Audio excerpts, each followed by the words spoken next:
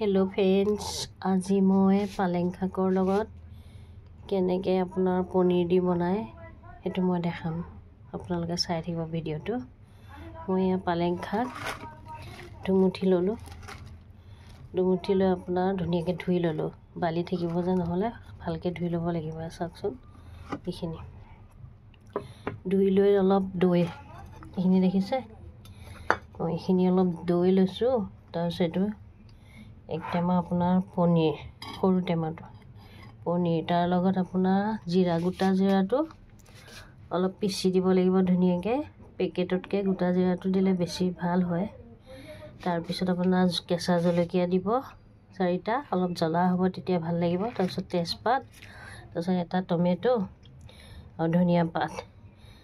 তো এই পালেং শাকৰ লগত আপোনাৰ টমেটো মিক্সাৰ গ্ৰাইণ্ডাৰত পেষ্ট কৰি ল'ব আৰু কেঁচা জলকীয়াকেইটাৰ সৈতে পেষ্ট কৰি লৈ তাৰপিছত আপোনাৰ তাতে গোটা জিৰাটো পিচি লৈ ধুনীয়াকৈ আপোনালোকে পেষ্টটো মিলাই ল'ব। এইয়া চাওক, মই এয়া পিচি মেলি চব ৰেডি কৰি ল'লোঁ। ইয়াতে আপোনাৰ হালধি, ৰেড চিলি পাউডাৰ, জিৰা চব মিলাই ল'লোঁ। দৈ চৈ দি নিমখ চব দিলোঁ, যিমানখিনি দিবলগীয়া সামগ্ৰী ইয়াত দি ল'লোঁ। তেতিয়া খেলি মেলি নহয় আৰু। ইয়াত পনীৰখিনি চাওক, পনীৰখিনি কিন্তু মই ফ্ৰাই কৰি নলওঁ, মানে এক্সট্ৰাকৈ ফ্ৰাই কৰি নলওঁ, তেলতে দি দিম আৰু পিঁয়াজ দিয়াৰ পিছতে। পিঁয়াজটো যেতিয়া পকিব চাওকচোন,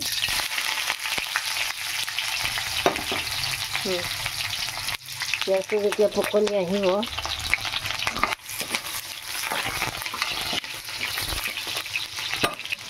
ধুনীয়াকৈ তেজপাত দুখিলাও দি দিছোঁ। চাওক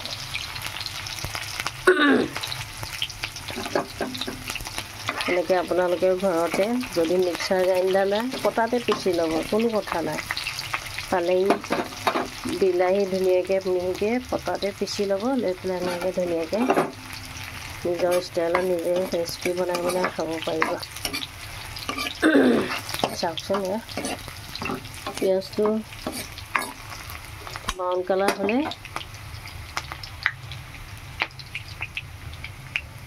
দেখিছে,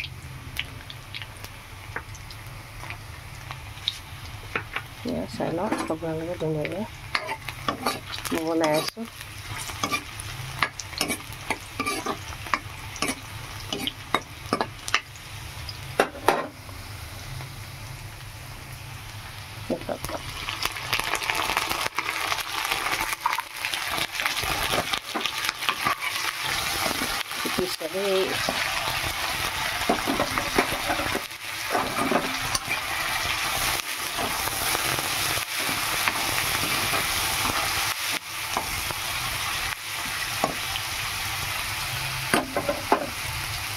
এনেকৈ দিলে মানে কি হয়, পনীৰটো টেষ্ট আহে।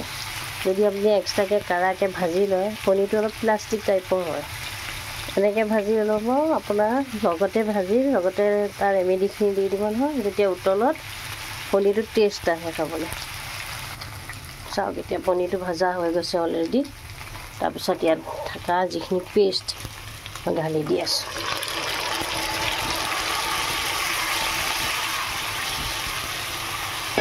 দেখিছেনে?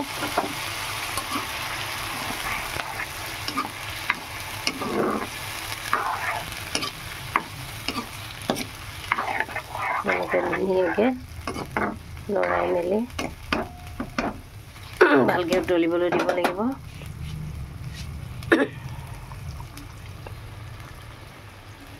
দেখিছে, অলপ সময়ৰ কাৰণে ঢাকন মাৰি দিব। এনেকৈ বন্ধু বান্ধৱীসকলক চাওক, এতিয়া ৰেচিপিটো প্ৰায় হওঁ হৈছেহিয়ে। মই এতিয়া ঢাকন খুলি দেখাই আছোঁ দেই, আপোনালোকক লক্ষ্য কৰক। সেয়া দেখিছেনে বাৰু, কি সুন্দৰ কালাৰ। সেয়া তাতে এতিয়া হ'ব আগমুহূৰ্তত ধনিয়া পাত অলপ দি দিব। চাওকচোন, ধনিয়া পাতটো দি অলপ লৰাই দিব দেই। সেয়া এইটো ঘৰতে ধুনীয়াকৈ পালক পনীৰ, এয়াই পালক পনীৰ আৰু ৰেষ্টুৰেণ্ট ষ্টাইলত কয় মানুহে পালক পনীৰ বুলি কয় যে ঘৰতে বনাই খাব পাৰিব সুন্দৰকৈ আপোনালোকে। মই এতিয়া নিমখটো অকণমান চাওঁ সুন্দৰ হৈছেনে নাই। সেয়া চাওক অকণমান মানে টেষ্টিং কৰিছোঁ বহুত সুন্দৰ হৈছে।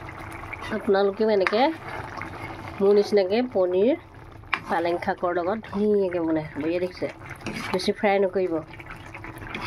পনীৰটো যদি বেছি ফ্ৰাই কৰে টেষ্টটো নোহোৱা হৈ যায় আৰু প্লাষ্টিক লাগে।